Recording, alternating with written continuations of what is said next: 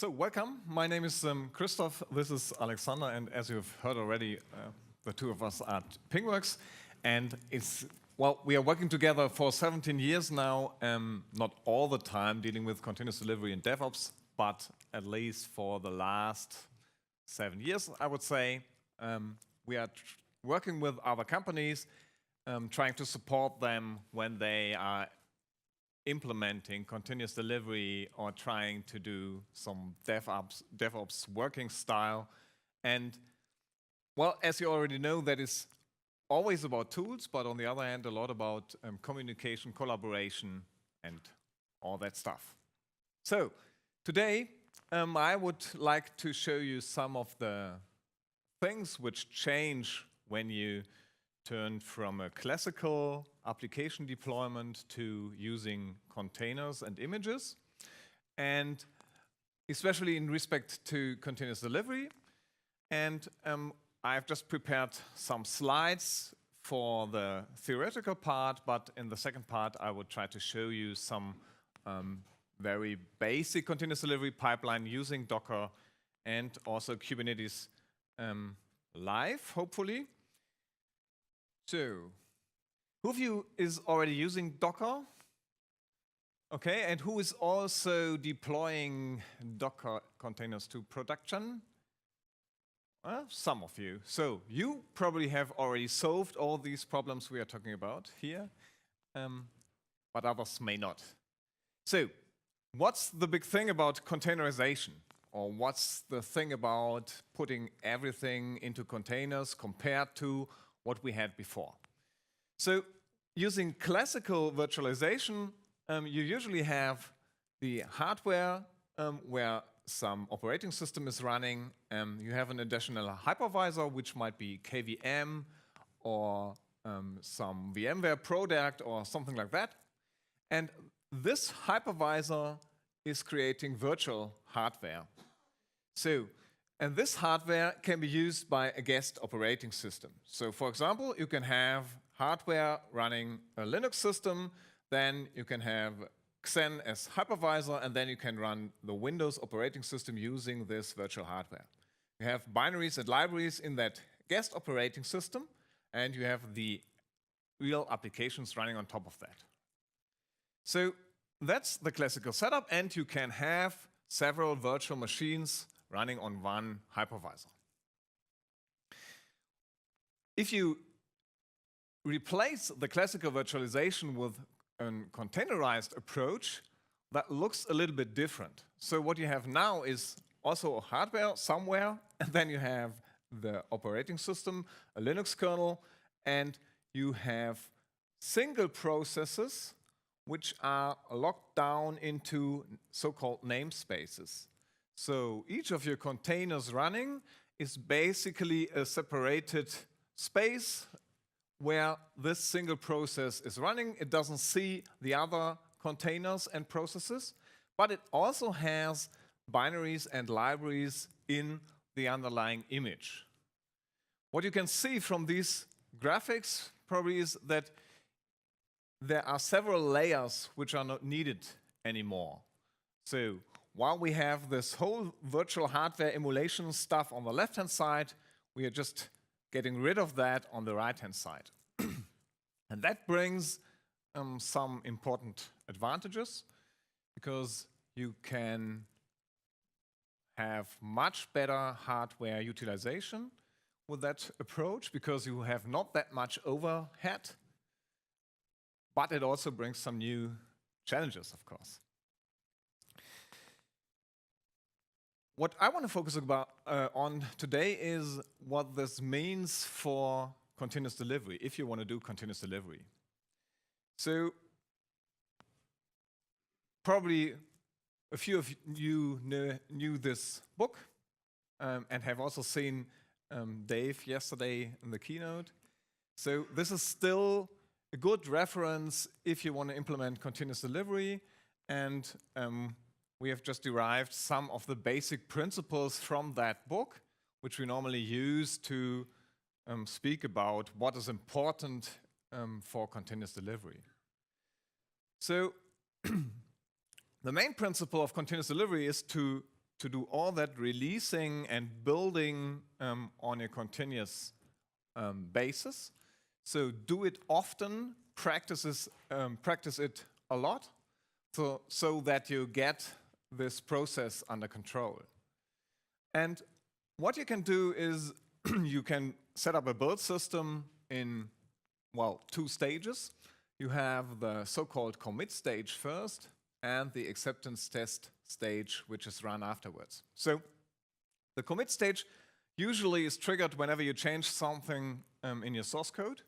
And what's happening in the commit stage is mainly the software is built, and you create a binary artifact, and you, of course, run the basic unit tests. And in the second part, you run all the other higher level tests. So, for example, integration tests, UI tests, performance tests, whatever you need to have enough test coverage so that you feel confident to put your software into production. So, the 4 important principles to implement continuous delivery, each change triggers the pipeline immediately.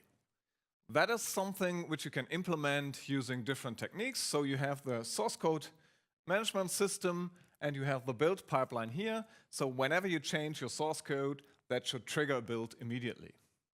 So why do you do that? Because the important thing is that you want to check every change in your source code for a potential regression. You don't want to check 5 commits or 10. You want to check every commit, because then the change is very small. And whenever you find a regression or a test going red, you know, okay, that is due to that minimum change in that commit. If you just run your pipeline for 10 commits, then it's still work to do to find out, okay, which of those 10 commits turned that pipeline red. So the first important principle is each change triggers the pipeline immediately. That is something which is true independent of which kind of virtualization you're using. That is true if you use the classical virtualization or if you use the containerized approach. The second principle is if any part of the pipeline fails, stop the line. That is something which is derived from the Toyota production system. So because they learned there then that whenever something fails in the production line, it's better to really stop, to pull the red line, stop the whole production system, fix that problem, and then get started again. So that means when the commit stage, the unit tests here are red, it doesn't make any sense to run any other integration tests or higher level tests to get additional feedback. Because if the unit test fails, then something is broken, and it makes more sense to focus on that problem, fix that problem, and restart the whole process. That's also, the second principle is also a principle which is independent on which kind of virtualization you're using. But now we come to the third and fourth principle, and there we might see some differences. So this third principle is only build your binaries once. So the important idea behind that is that you create your binary artifact here. So for example, if you have a Java Spring Boot application, you run that Maven build. So Maven package, for example, you create that jar file, you put that jar file into a binary repository, and then reuse that for deployments to test environments. The important idea is that you put that binary artifact aside and also use the same artifact, exactly the same, to run the other tests and to put it into production in the end. So what you don't, or what you should not do, is recreate the binary artifact somewhere else before you put it into production. So what you could, of course, do is do another checkout from the source code control system, build the software again, and put that to production. But building the binary artifact more than once means that you might have slight differences in your build systems. Might be minor Java version, or might be one library image is different somewhere. And that might bring you the effect that although your pipeline has been green for one version of your software, the secondly created artifact might still have a problem which you then might put to production. So build your binaries only once. That is something which changes when you switch from the classical virtualization to containerization. So as I've told you just before, when you're using the classical application, you are usually creating, for example, for a Java application, you're creating a jar file, or you're creating a Debian package or RPM package or something like that. And you create that artifact in the commit stage and put it to some binary repository. Usually that is something like Artifactory, Nexus, or whatever you choose. And if you now switch from classical virtualization to I want to Dockerize or containerize my application, then that changes.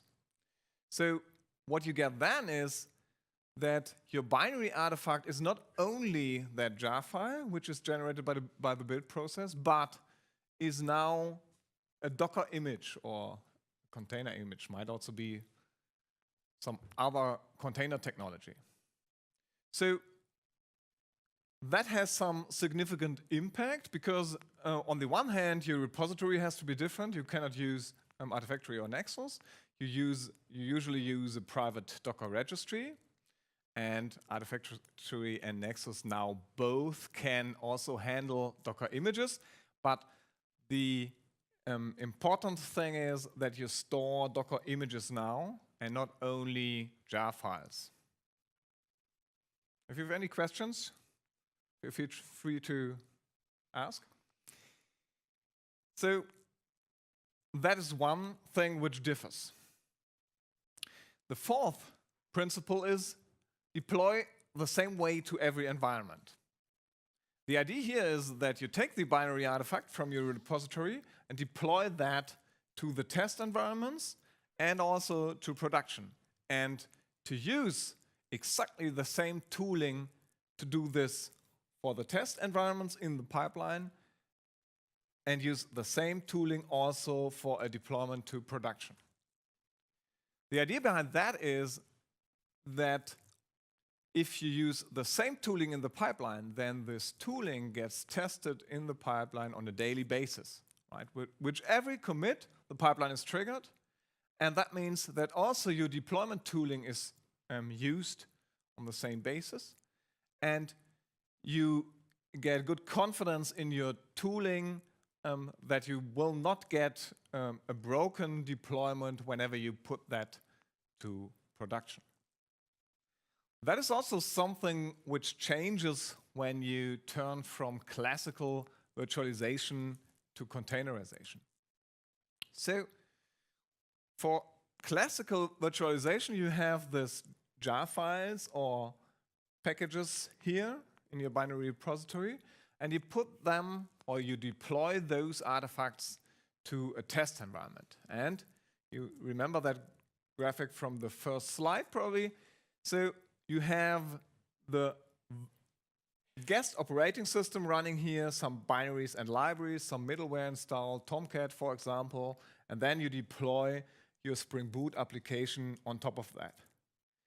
But what you can also see is that these test environments are usually created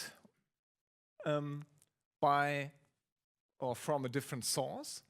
So these infrastructure components are usually created with provisioning tools like Chef, Puppet, or Ansible, which also have so that you have all your infrastructure configuration under version control.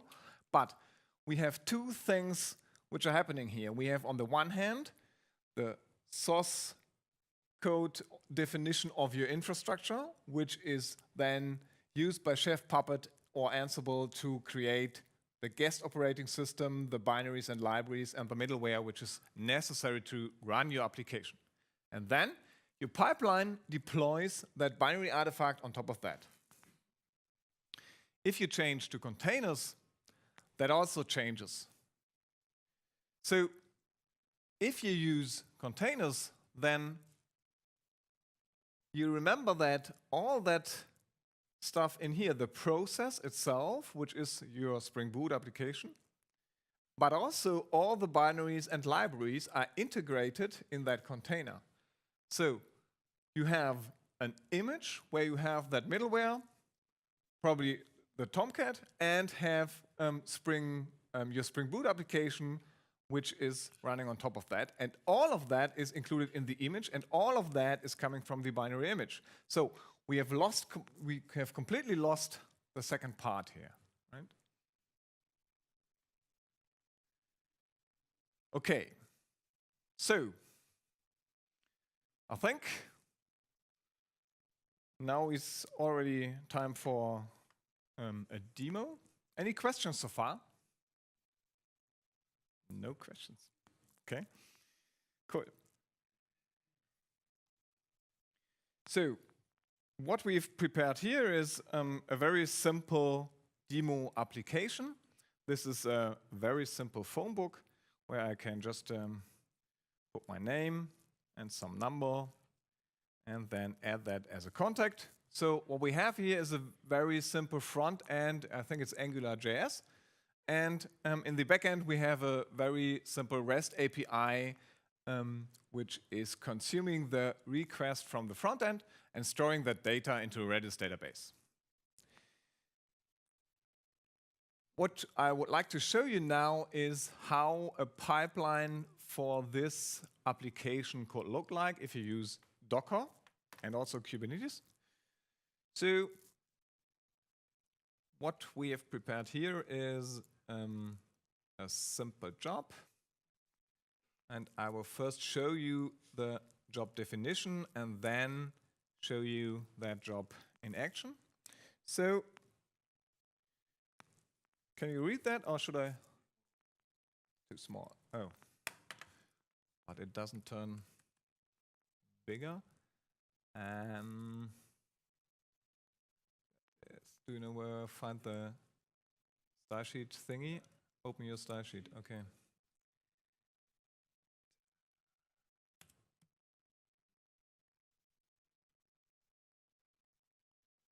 Better now? Okay, so what you can see here is the Jenkins pipeline definition. Who has worked with Jenkins and the pipeline plugin? Oh, just a few, okay. So what are the others using for continuous integration systems? Completely different, or Jenkins but without pipeline? Okay. Okay. Yeah, then I will go into that with a little more detail. So what you can see here is the definition of a pipeline, and you can see that we have the first statement, which is node, that simply says whatever is in that block, do it on one node. And what we have next is we have several stages. And you can see that I've put a prefix here that is CS, which stands for commits stage. So you remember the two bubbles from the pipeline. So that is all about building the application, running the unit tests, and creating the binary artifact. So what we do here is, in the first step, we do some preparation. And that is just checking out the source code from some repository. And the magic happens in the next step. So what we do now is we really build the application. So what you can see here is that we are using the Docker pipeline plugin. And that enables us to say, okay, I want to use a Docker image, which has this name here. And this image I want to start as a container, and please, inside of that image, do this command. So what we have here is we have a base image for that phone book. We use that base image to run the actual build step. So if you would have a Spring Boot application, you would, for example, use a JDK base image and then run Maven package inside of that image or inside of that container. And the idea is that you do not clutter your Jenkins or your slaves with tools which you need for your build process, but just use the Docker images to run all your build steps. So when you need Maven, just use a Docker image which has Maven on board. So what we do here is we use our phone book base image and run our build script, which does something similar like Maven package. So in the end, it cleans up the workspace, it builds the binary artifact, which is a Debian package in this case, and it runs the unit tests. So what we have next is that this binary artifact is saved in the workspace. Any questions so far?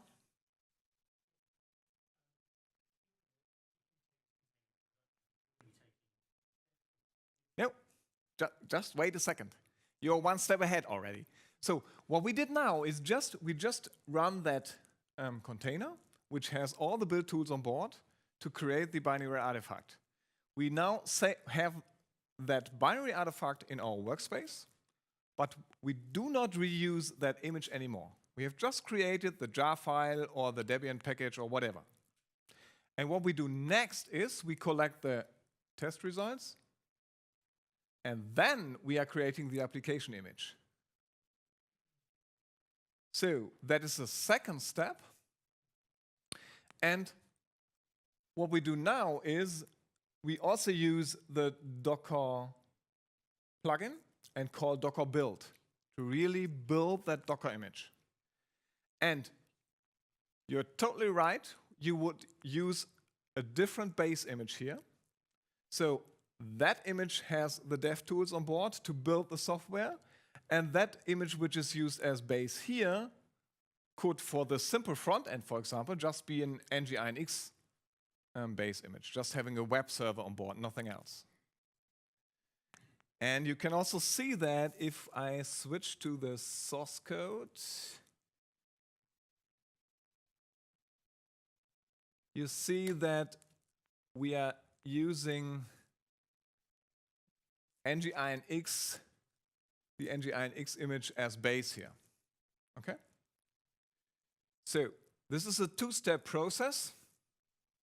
First, use a Docker container to build the software, create the jar file, for example. And the second step is build the real application image, which will also be put to production sometime later. So what we create here is we just call Docker build. We have just a long tag name. So we have the phone book front end package name here, and we also have a version number in that tag. And then we just pass some additional parameters. So that step, line 21, creates that actual application image.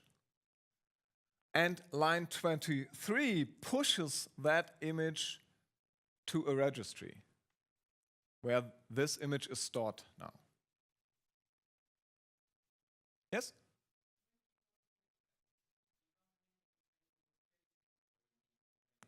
Yeah. So the question was, when do we run our tests? So the tests are run here. So they are run in the development image, or in the image where we have the development tools on board. So for example, if you would have a Maven image, then you would really run Maven package, which would include Maven test, and that would also run the tests in that container. So all the dev tooling, all the test tooling for the unit tests is only in that development container, while the container which in the end is put to production should be very small, should only contain what you really need for production. Okay? Yeah?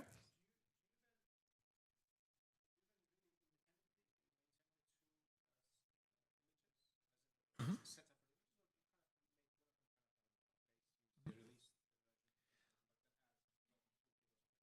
The question was if we maintain these base images independently.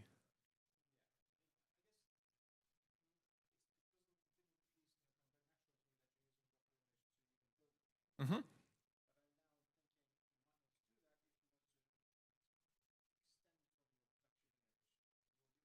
Yeah, okay.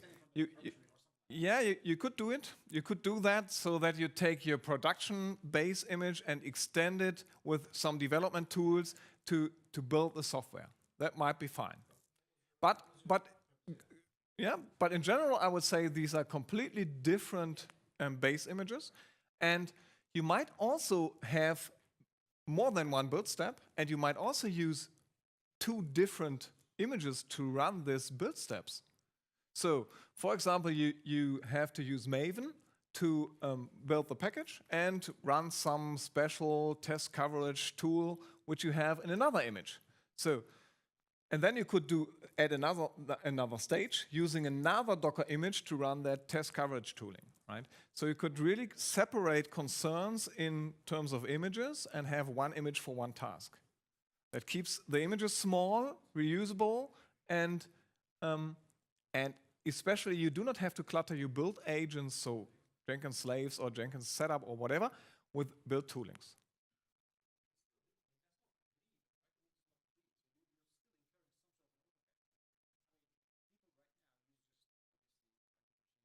Mm-hmm. Mm-hmm. Mm-hmm.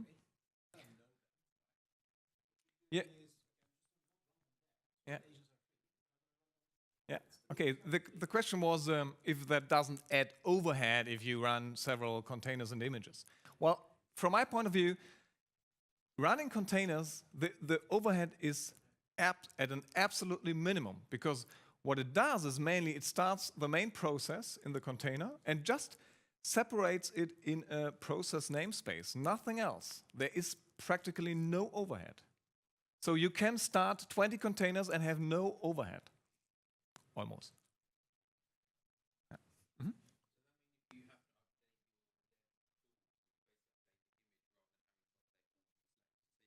Yeah, exactly. Yeah. The question was if when you change your dev tooling, if you just update the build image and not all the slaves you are using. Exactly, yeah. And I can show you in another step in a few moments that you can also dynamically spin up slaves. Maybe you can probably see that. Okay, any other questions? Yeah. Oh, sorry. Mm-hmm.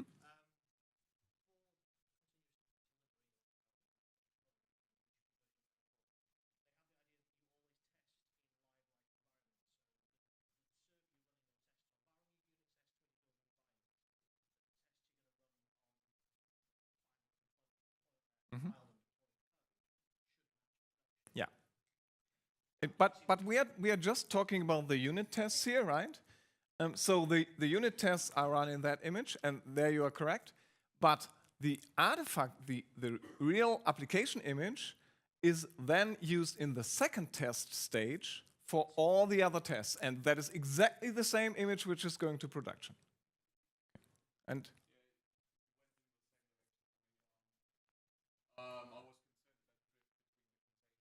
mhm. Mhm. So for unit tests, you have to make sure that you use the same Java version, for example, here and here, of course. But the large amount of acceptance tests is run with that image. Okay. So just keep in time. So that was the simple pipeline. I will show it to you how it's running. So this is the Jenkins Blue Ocean UI, and oh, missed it. It's too slow. And you can see now, oh, it's already finished. So you can see these 4 test stages here, which are creating this application image. And I would just now change to a little bit more complex setup so that you also see what's happening when you use an acceptance test stage. So what we have also here is another job, and I will just show you that. Oh, okay. Oh, 29 might be a little bit big. Okay, so you see stuff which is very similar. What you see now is I'm now running a pipeline on Kubernetes. So what you've seen before is just use Docker to run all that stuff in a container. But what we will do now is we just have a setup, or consider a setup, where you have 10 teams running Jenkinses. And then you want to distribute the load of builds to your cluster. And this is something you can do with Kubernetes. So you have so-called pod templates here. A pod in Kubernetes is nothing else than a set of containers. Just consider it to be 3 or 4 containers put together in something called pod. So what we have here is we have this pod template, and you have stuff you've seen before. So this is very similar to the checkout, and we are now running something in a container, like before, but just not using the Docker plugin, but the Kubernetes part, but we are running the same command in the same image, just handled by Kubernetes. And what you see here is also the part building the application image, just as before.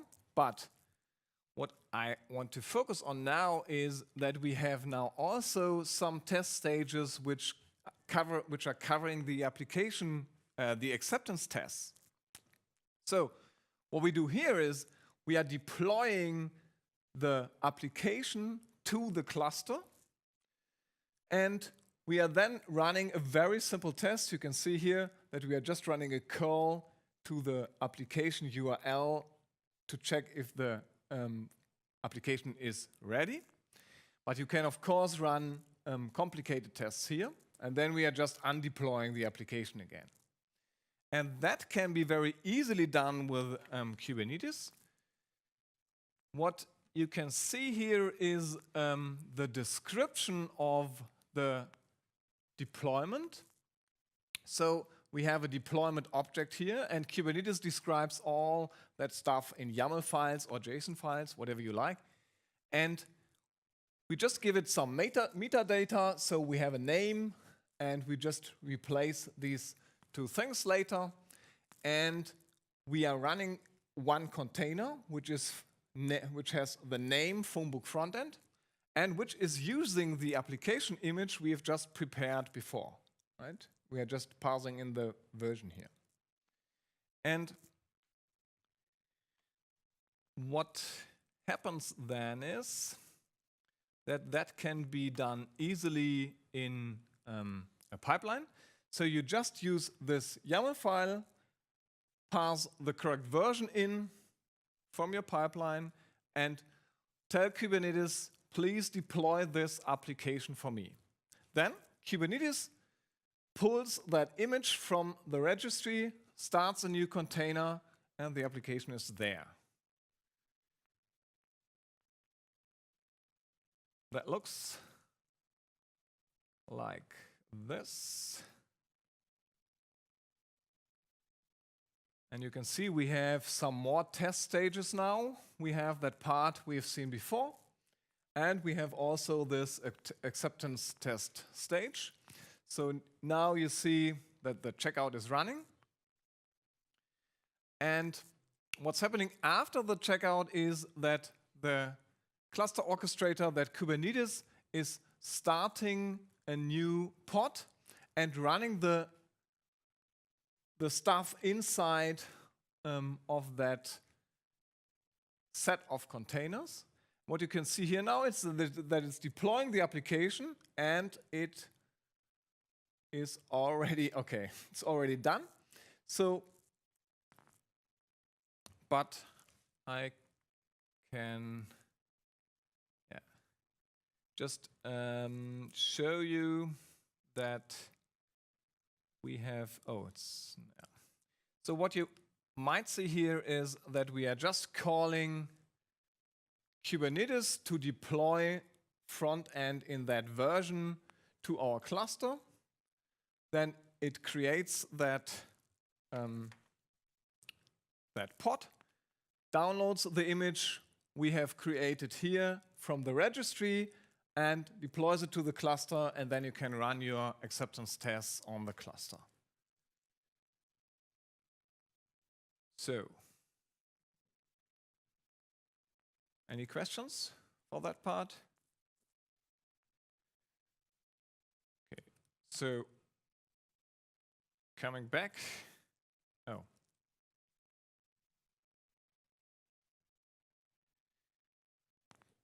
What I hope you have seen is that several things get really easy. So when you use containers to build your continuous delivery pipeline, then the big change is that you have all that stuff your application needs at runtime in that image. You put that image to a registry, save it there, and deploy that image also to production. That makes stuff like deployment really easy, but also, as always, comes to a cost. So one thing you have to think about is, for example, security. You might have heard that talk from Phil yesterday, I think, about containers and security. So whenever you use base images, whenever you pull something from Docker Hub, you really should think about, what am I doing there? So what do I download from the internet? Because you're pulling libraries, binaries from untrusted sources. Docker is building images in file system layers. So for this base image I've used in this example, I've just wrote down the image layer dependencies. So our base image is based on a Ruby image. That is based on a build pack depths image, which in the end is based on a Debbie and Jesse image, and that is built from scratch. And from scratch means start with an empty file system. So, for example, when you just write docker pull Ruby, you pull in all these file system layers, and you are not completely sure what you're pulling in there. And also think about, what if you need to do some security patches to the base system? If all your images are dependent on the base system, on your base image, built on top of that, then you might have to recreate all the images if you want to add a security patch. So, my suggestion is, there are a lot of advantages.